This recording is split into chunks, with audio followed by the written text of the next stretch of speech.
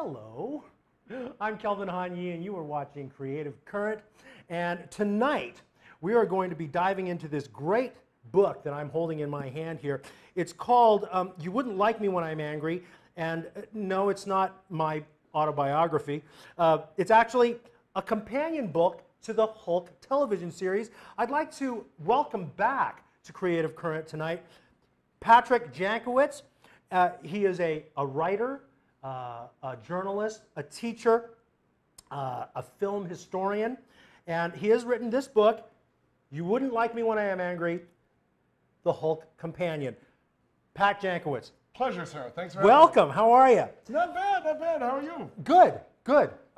Okay, to start this off, all right, there's a few things I want to talk about. We're going to get into this book, but we were talking before the show about the opening of the television series. Now, of course, this book is the companion book to the Hulk television series. It is indeed. Right, right. The if you're old enough to remember. Ouch.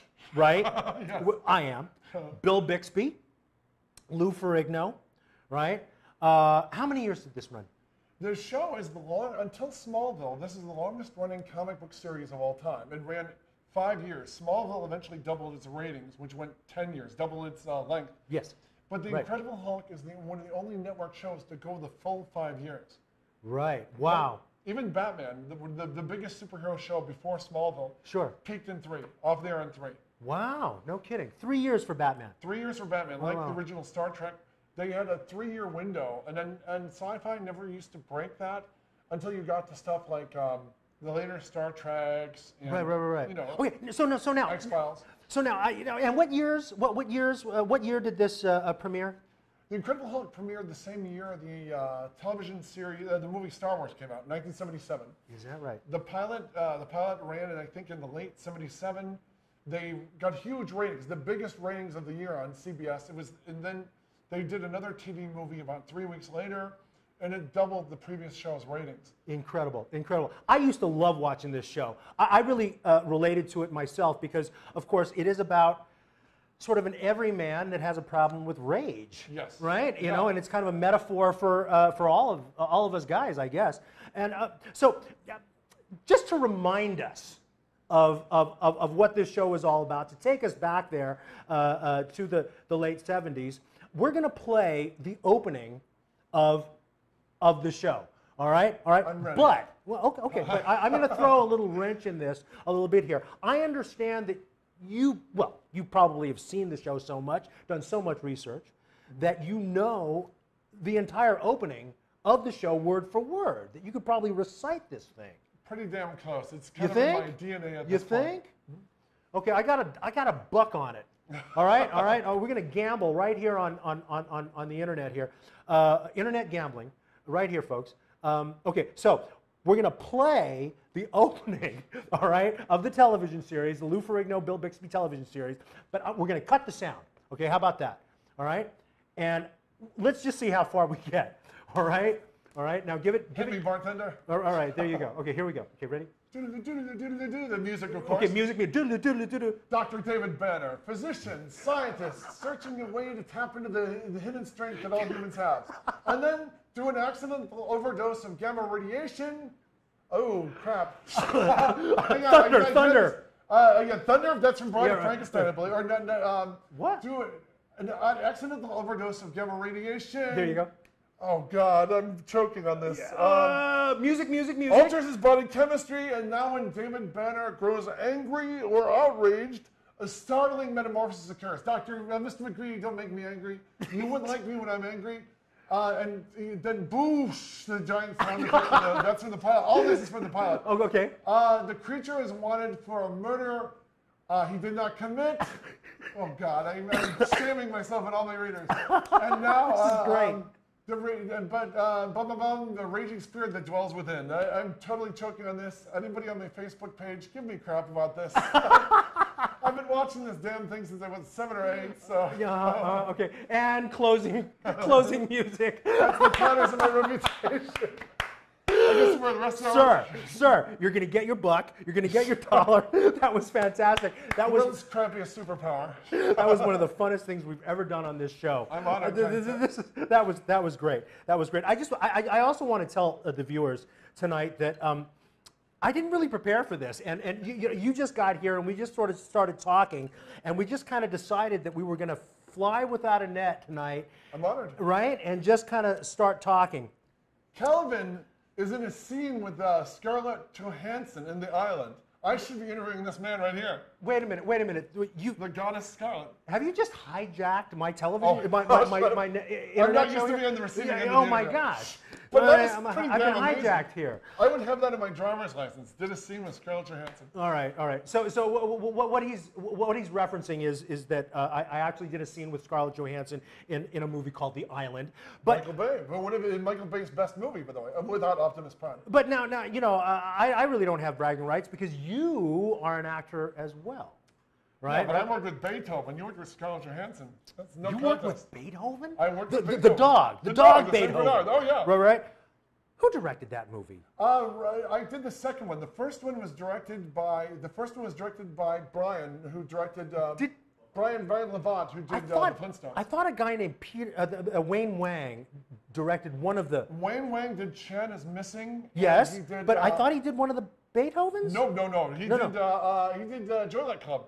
Yeah, but he did some dog movie. No, but he did not do it because Rod Amatow, a big director. Rod Amatow, yeah. Yeah, in fact, if you look at the Beethoven 2 comic book adaptation, I'm a heavy-set African-American guy in a military uniform. You'll see my niece and nephew have a Saint Bernard, so they're always calling every time it's on. Right. So the Saint Bernard, the great thing is it's a dog eating. It was me, Maury Chaykin, William Shallert. William Shallert's an amazing character actor. Yeah. I mean, he was the voice of Milton the Toaster. For those of you who remember Milton the Toaster, Milton the Toaster. Remember Milton the Toaster? Patty Duke's show you watch late night TV on Channel 5 or on this TV. So it's him, it's Maury Chaykin, and Charles Grodin.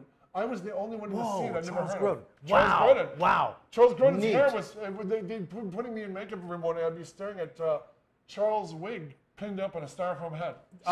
You probably shouldn't have said that. Right. Yeah, that's probably something that Charles probably wouldn't want you to say. I'm sorry, Charles. But, I still love you. So you're an actor, and you're kind of a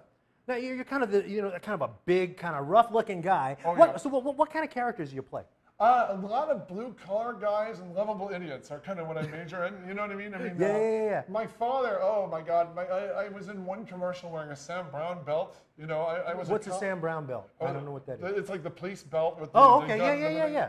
I know when it was, I did the Burger King spots as like an iron worker. No kidding. Oh yeah. Yeah. I drove one of my uncles crazy because I'm sitting on a girder and a hard hat with the Burger King that they're about to fire. I'm sorry to see the Burger King go. Right. I did, I did the very first $6 burger commercials for Carl's Jr. that ran for 6 years. That turned out very well for Carl's Jr. The biggest hamburger in their 50-year history. No kidding. Mm-hmm. And what did you do in that commercial? I'm the singing waiter who drives everyone out of the restaurant. And I thought they were going to loop my voice. I was sure.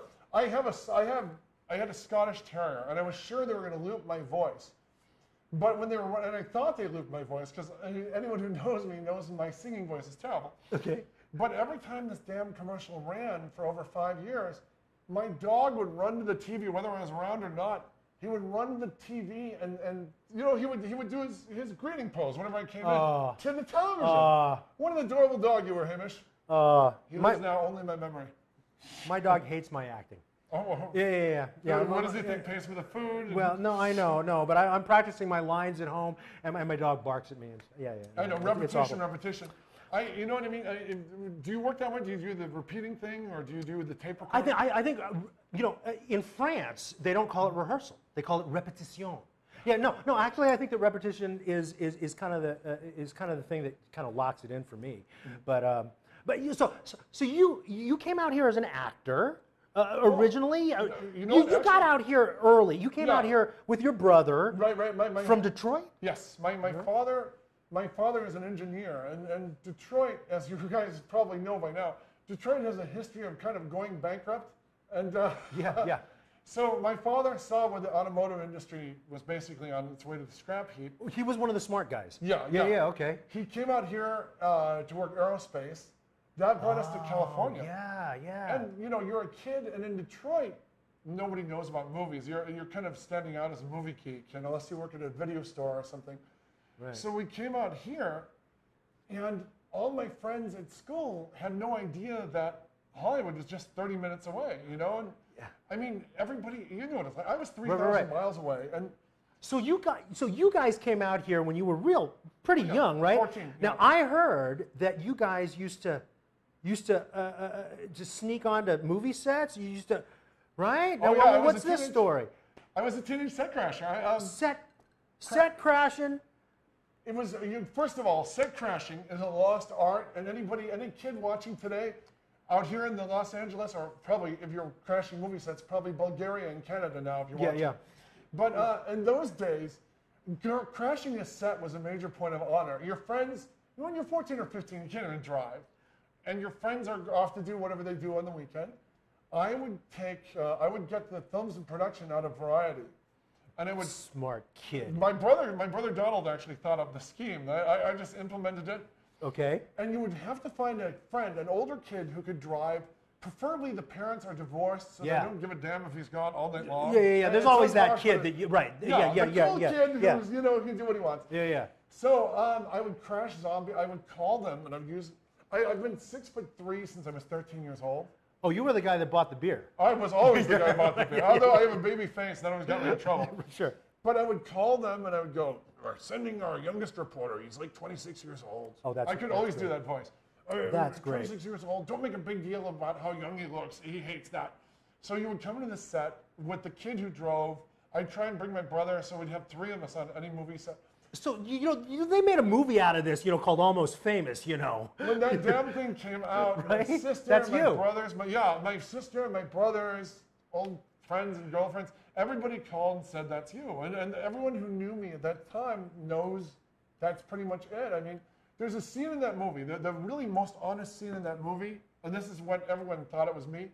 He's sitting in a bathtub, and with all his clothes on, and he's writing scraps. He's writing scraps of paper.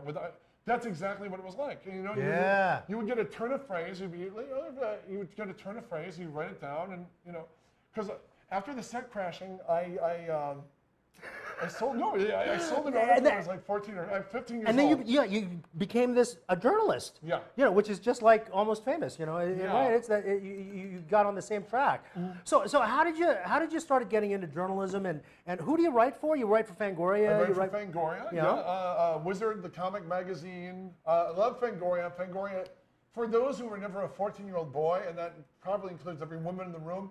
Anyone who is into Fangoria knows Fangoria. It's the Bible of horror. It is the book, right? The mag, yeah. And again, I mean, the set crashing was cool, and you saw how amazing it would be to be on a hot. I saw my first naked lady when I was 15 on a movie set, and I mean, and everybody's walking around like it's perfectly normal that there's a naked lady right over there, and I have to go to school on Monday. I saw my deal with this and live with this image in your mind. I saw my first naked lady. I want to scream this from the top of the school, but you know what I mean? You're trying to be cool about it. Right. So that's how you got your start in the movie business here in LA. Oh, yeah. Right. And you are a journalist. You write. As a matter of fact, you actually interviewed. Well, you've interviewed a lot of famous people, mm-hmm. which we might get into. But you actually interviewed a friend of mine. A mutual friend of ours named Angelina Armani. You know Angelina? I know Angelina Armani. I love Angelina. Angelina Armani, you interviewed her for Chrome Skull 2. Chrome Skull 2, right? I do all the, I did all the interstitials. When you're watching the DVD. Excuse me? The in-betweens. Right. After the movie, you're usually looking at interviews. I interviewed the cast and crew for that, and Angelina, who has a very memorable death scene in the movie. Absolutely, she does. Grotesque. It was such a lovely girl to die such a terrible fate. Well, as a matter of fact, I actually I'm her acting coach, and I coached her on that scene. Wow. As a matter of fact, I was there when she was filming that scene. She loves sharks, by the way. She's a big shark fan. And you're a big shark fan. I adore sharks. So Do you go swim with sharks? What do you do? You know what? I got hooked because when we were kids in Florida, a hammerhead shark, a 10-foot hammerhead shark, came into the beach area and circled us 2 or 3 times. And they called everyone in off the beaches. And when I was a kid, I was too young to see the original Jaws and all that. Yeah. And so when I saw this dorsal fin, and it didn't move like the Jaws movie dorsal fins, it was like this weird, creepy, wavy. Wow. All the fish. Eerie. Yeah, before the fin broke water, all these fish, it was my dad, my Uncle Jerry, and I, all these fish started jumping around us. Wow. And Eerie. then when the fin broke, my dad and my uncle had a no food. Yeah. When I realized what they were talking about, that we were surrounded by the shark going around. So this is interesting because then later on in your life, that must have made some kind of impression because you wrote a book about Jaws. And you were here at Creative Current about a year ago talking about that book. It's the companion book to the movie Jaws. Just when you thought it was safe with Jaws companion. I'm very, very proud of that book. Well, you should be. You should be. It's a great book. And because of that book, is that how you got into this book? Tell me about that. Yeah, what happened is basically I like to cover stuff that hasn't been covered at great length. And while there's an excellent book on the making of Jaws by Carl Gottlieb, who wrote and co-starred in the original film. Sure, Carl Gottlieb, who is actually a great actor, great writer. Writer, director, caveman, worked with, And actually, I know Carl Gottlieb as a guy that used to do my book. improv. He's Yes, a great he was in the improviser. committee with Yes, Richard he was Dreyfuss. in the You're committee, exactly right. and one of my great teachers was in the committee as well. Yeah. Who was your teacher? Jim Crana. Oh, I've heard of him. Yeah, absolutely. He just retired, on Saturday, last Saturday. Yeah. Okay, so let's take a look at some of these photographs Sure, please. that you've brought, just to kind of get into this book right here, because we've got some visuals here. Let's show the first photo. Okay, so now, well, what is this? She's adorable. This is from the 9 Lives. I'm blanking on the name. That's one of the girls who stars in the show. Huge shark fan, and she's a friend of Leah Thompson's. Leah Thompson has several stories in the book, so we laughed about that a little bit. Leah Thompson was in Jaws 3D. Interesting. If you read the book, and I'll tell you off camera, there's some pretty great stories about Leah Thompson. Is that right? Oh yeah, Dennis Quaid in that film. Wow. Leah Thompson's daughter Rick is Springfield. now working on a show called The Ringer. Oh, very nice. Sarah Michelle Gellar's new show. Oh, she's doing that with the guy who played Reed Richards in Fantastic Four. Yeah. He's also in Titanic. What's his name? I'm blanking on his name. I'm blanking on it too. Yeah, Ian Griffith. Okay. Okay, now who is this? This is basically Comic-Con. Comic-Con. This is red carpet of Comic-Con. Yes, for entertainment reporters, Comic-Con is like Beirut is for the stringers. Right. It's your do or die moment. She's a TV reporter, which She's is why. a reporter. Yeah, that's why she Looks like a movie star. Doesn't she? That's what most TV reporters look like. She looks adorable, dressed to the nines. That's the field gear of a journalist on the left. That's a print journalist. So you just had to grab a pic. Yeah, she said to me, she goes, for your Facebook page. She said, oh my God, we look like direct opposites. And my Wall Drug T-shirt, for those of you from South Dakota, from Wally Wingert's parents, thank you again. My tattered jeans, my size 15 shoes. She, meanwhile, is dressed to the nines, looks great, happy-go-lucky. She's making you look really good. Okay, so these are little Hulks. Yeah, those are Hulk action. Those are Hulk action figures from the Ang Lee movie, and we cover them in the book. We cover them completely in the book. I cover the Hulk from his comic book origins through the toys, through the movies. Oh, so all of this is in the book. The history of the Hulk. Is that right? Primarily the Bill Bixby TV series, because not only is it an interesting story on camera, there's a lot of behind-the-scene angst on that show. Now, this book that I'm holding here, it's really it's okay. And when Hulk #1. That's that what is all the began first, in May of '62. Tell me how. Now, Hulk started at Marvel Comics. Marvel Comics. Okay, Created by Stan Lee and Jack Kirby. Nice. And what was the genesis of that, and what was the original idea? Stan Lee told me, Stan Lee had just created the Fantastic Four. Yeah. The character who was most popular was the Thing. Was Ben Absolutely, Grimm. the big, right. The monster with a heart of gold. Right, something that boys really gravitated to. Yeah, he was, right, he was the favorite member of the team. Sure. So when it came time to do another one, he wanted a superhero monster. He was thinking of Frankenstein originally. This is Interesting. And then he thought, well, Frankenstein. if I throw in a little Jekyll and Hyde, says Stan, Absolutely. he can have a girlfriend, he can have dilemmas. Oh, that's great. You know, because the whole Duality. Yeah, Yeah, the duality and the angst. There's a lot of what made the TV series different and the comic different is the Hulk character in the comics and the TV show. It introduces angst and melancholy to 8 to 10-year-olds. You know.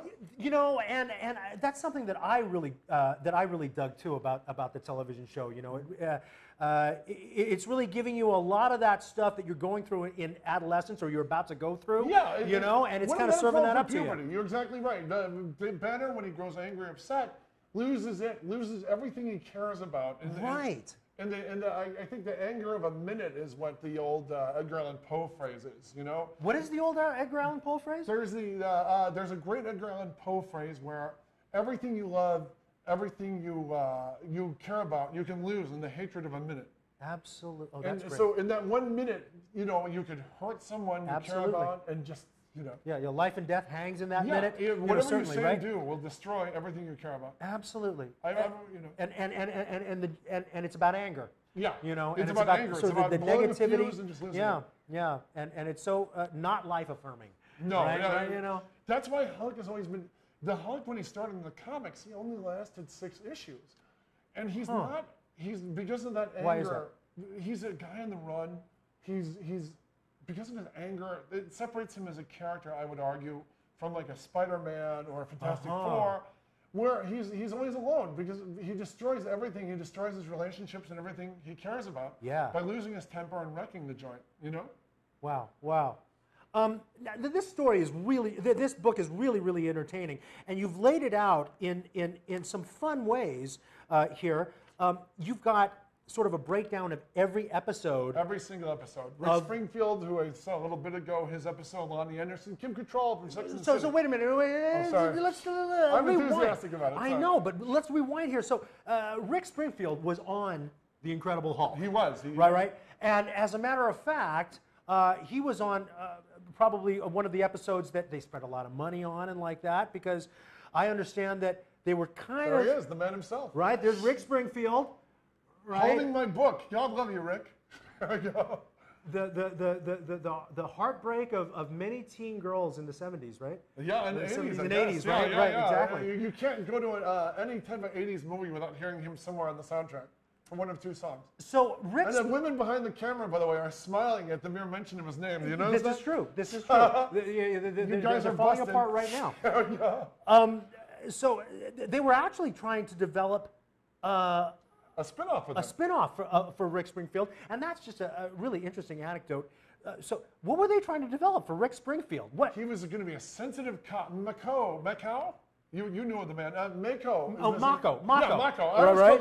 The great Asian American actor. More importantly, Master Splinter in the last Ninja Turtles movie. Yes. And he was the chronicler in Conan the Barbarian, the real one. The voice. Yeah. Yeah, oh, he's in both absolutely. movies, though, on camera. He's the wizard, you know. And he started a great Asian American theater company called East West Players right here. He started East West. He started that. Yeah. He's one of the founding members of that. Yeah. Are you He's serious? a great man, a great educator. Every time I met him, I was just, he was one of those guys. He was like Pat Morita. I interviewed Pat Morita. Absolutely.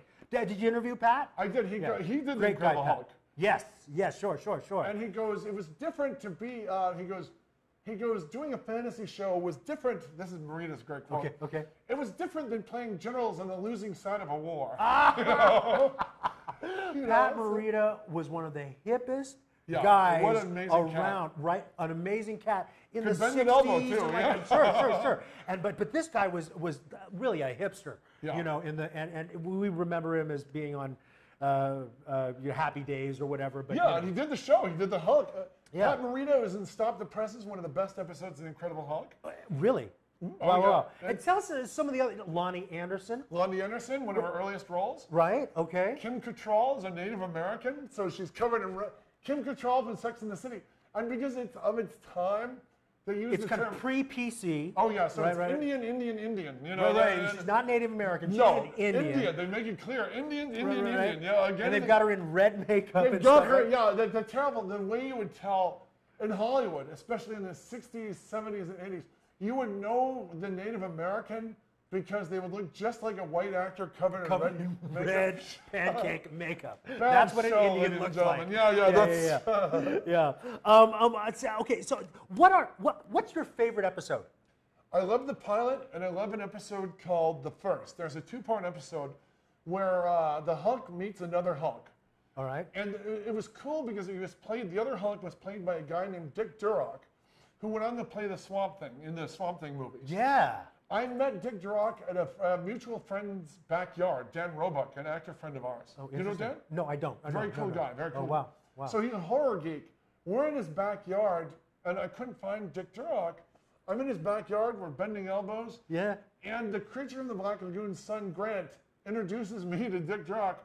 And The creature from the Black Lagoon. And and God love him, Dick Durock died within 2 weeks of this interview. But he goes, "Have you got a tape recorder? I'm ready to talk." Ran out to my car. And so that whole interview, he's got about 4 or 5 pages talking about that episode in the book. Really? 2-parter, yeah. Only time the Hulk battled another Hulk in the entire series. So it's Hulk against Hulk. Yes, and any What a 14-year-old boy needs to see this. What a great episode. And why do you like the first one, the pilot, so much? I think because remember the whole Marvel age of movies comes for this is the first success Marvel ever had. This leads to the $1 billion summer we just had with Captain America, with Thor, the upcoming Avengers. Oh, that's interesting. Everything, the first live-action success ever for the series was this show. How interesting, because everything this summer, in the last couple of years, has been superheroes, right? Why do you think that is? Why do you think that is? Why do you think superheroes have resurged right now? They're the new cowboys. Yeah. I think especially Marvel heroes, because they've got a lot of faults, they've got a lot of flaws. You feel for them. You want the Hulk to save the day. You want Captain America to be able to rise to the challenge. And Stan Lee, as he points out in the book, he likes flawed heroes. He likes flawed characters. Sure. The Hulk doesn't want to hurt anybody, but he gets too big and he gets angry and he trashes these comic book heroes, especially the kind that Stan Lee creates and like that, they're very Greek, aren't they? Yes. They're flawed. They're gods. Yeah, but but flawed gods. But flawed, and we can really see our own human foibles and flaws in them magnified. Totally. Right? So tell me, where can we find this book? This book and your other book, the companion book to Jaws, is available on Amazon.com, right? It is. Some comic shops carry it, some bookstores carry it. You have to check with the store or the site. But yeah, it's on Amazon.com is the best place to find this. And just when you thought it was safe, a Jaws companion. Lou Ferrigno did my foreword, by the way. Oh, absolutely. Let's talk about that. You have a relationship with Lou. When did you meet Lou, and why did he agree to do the foreword to your book? You know what? He sensed what I was trying to do with the book. And when we did the interview, there he is. That's my author's That's Lou photo Ferrigno right photo there. Of my brother Don. Doing a rather badly done rear naked choke. I'm supposed to look like I'm going unconscious, but I kept thinking, I've interviewed everyone from Francis Ford Coppola to James Cameron to Natalie Portman. Right. But when I met Lou Ferrigno, I could barely speak. Martin Scorsese's rules are whoever you loved as a kid, you'll always love. Yeah. I can talk to anyone. Your girl Scarlett, I did an interview with. That's right. You did an interview with Scarlett Johansson. And again, I can talk to her without breaking a sweat. But going to Lou Ferrigno's porch, I just saw Lou the other day. Really? I saw Lou yesterday. Yeah, we went to his house and dropped off another copy of the book. No kidding. Yeah. How is Lou? He is doing well. He looks great. Is he in good shape?